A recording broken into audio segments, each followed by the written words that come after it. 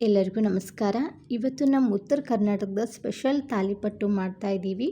ಈ ಅಳತೆಯಲ್ಲಿ ನೀವು ಕೂಡ ತಾಲಿಪಟ್ಟು ಮಾಡಿ ನೋಡಿ, ತುಂಬ ರುಚಿಯಾಗಿರುತ್ತೆ. ಈ ತಾಲಿಪಟ್ಟು ಮಾಡೋದಕ್ಕೆ ಮೊದಲಿಗೆ ಹಸಿ ಖಾರ ರೆಡಿ ಮಾಡ್ಕೋಬೇಕು.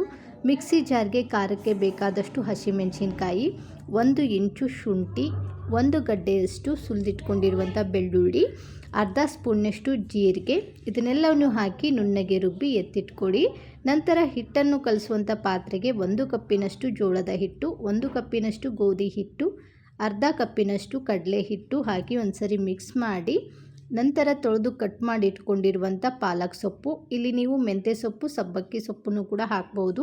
ತೊಳೆದು ತುರಿದಿಟ್ಕೊಂಡಿರುವಂಥ 1 ಕ್ಯಾರೆಟು, ಸೌತೆಕಾಯಿನೂ ಕೂಡ ಹಾಕ್ಬೋದು. 2 ಈರುಳ್ಳಿನ ಇಲ್ಲಿ ಸಣ್ಣದಾಗಿ ಕಟ್ ಮಾಡಿಬಿಟ್ಟು ಹಾಕ್ತಾ ಇದ್ದೀನಿ. ನಂತರ ತೊಳೆದು ಕಟ್ ಮಾಡಿ ಇಟ್ಕೊಂಡಿರುವಂಥ ಕೊತ್ತಂಬರಿ ಸೊಪ್ಪು, 1/4 ಸ್ಪೂನ್ನಷ್ಟು ಅರಿಶಿನ ಪುಡಿ, ಮೊದಲೇ ರುಬ್ಬಿಟ್ಕೊಂಡಿರುವಂಥ ಹಸಿ ಖಾರವನ್ನು ಹಾಕಿ, ನಂತರ ರುಚಿಗೆ ತಕ್ಕಷ್ಟು ನೋಡಿಬಿಟ್ಟು ಉಪ್ಪನ್ನು ಹಾಕಿ, ನೀರು ಹಾಕದೆ ನೀವು ಮೊದಲಿಗೆ ಚೆನ್ನಾಗಿ ಇದನ್ನು ಮಿಕ್ಸ್ ಮಾಡಬೇಕು. ಈ ವಿಧಾನದಲ್ಲಿ ಮಾಡಿ ಪರ್ಫೆಕ್ಟಾಗಿ ತಾಲಿಪಟ್ಟು ಮಾಡ್ತೀರಾ. ಮಿಕ್ಸಿ ಜಾರಲ್ಲಿ ಇನ್ನೂ ಸ್ವಲ್ಪ ಮಸಾಲೆ ಇರೋದ್ರಿಂದ ಅದಕ್ಕೆ ನೀರನ್ನು ಹಾಕಿಬಿಟ್ಟು ಇದನ್ನು ಚಪಾತಿ ಹಿಟ್ಟಿನಕ್ಕಿಂತ ಸ್ವಲ್ಪ ಸಾಫ್ಟಾಗಿ ಹಿಟ್ಟನ್ನು ಕಲಿಸಿ ಒಂದು ಪ್ಲೇಟನ್ನು ಮುಚ್ಚಿ 20 ನಿಮಿಷದವರೆಗೂ ಹಾಗೆ ಬಿಡಬೇಕು. 20 ನಿಮಿಷ ಆದಮೇಲೆ ನೋಡಿ ಎಷ್ಟು ಸಾಫ್ಟಾಗಿದೆ ಹಿಟ್ಟು. ಇನ್ನೊಂದು ಸ್ವಲ್ಪ ಎಣ್ಣೆ ಕೈಗೆ ಹಚ್ಕೊಂಡು ಚೆನ್ನಾಗಿ ಇದನ್ನು ಮಿದ್ದಬೇಕು.